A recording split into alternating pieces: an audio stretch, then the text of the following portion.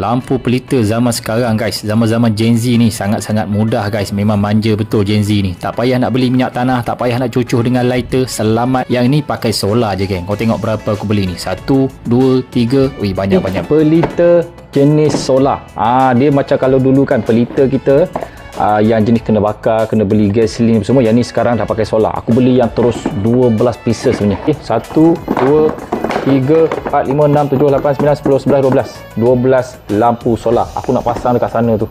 Sekarang ni pasang untuk jemur dia lah. Baru sampai kan, kita jemur dulu. Biar dia kena solar. Pacak ni dia bagi, batang ni dia bagi. So dalam dia, yang ni satu switch untuk korang on.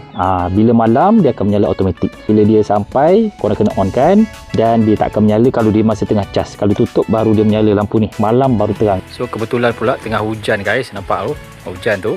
So dia tak kisah panas ke hujan. Kalau panas memang cantik lah. Dia solar kan. Dia boleh cas. Malam dia akan menyala macam tu. Sebab aku dah onkan switch dia. Malam automatik dia menyala sendiri. Tak payah nak susah-susah top up minyak tanah. Tak payah nak bahayakan diri cucuh lighter. Tak akan terbakar. Dan sentiasa menyala bila malam. Ini sampai malam raya dia menyala. Nampak ni. Ui, sampai sana geng. Sampai sana. Memang cantik geng. Kita cabut. Okay. Ini dia punya lampu solar. Design dekat tepi dia macam tu. Dia design ala-ala pelita. Yang ni LED je kat dalam, tapi nampak nyalaan dia macam nyalaan api pelita. Memang cantik gila. Dari jauh nampak kan macam api pelita kan. Memang nice. So kalau korang nak beli lampu pelita solar ni, sangat-sangat modern. Pacak je terus boleh pasang. Korang boleh tekan dekat beg kuning.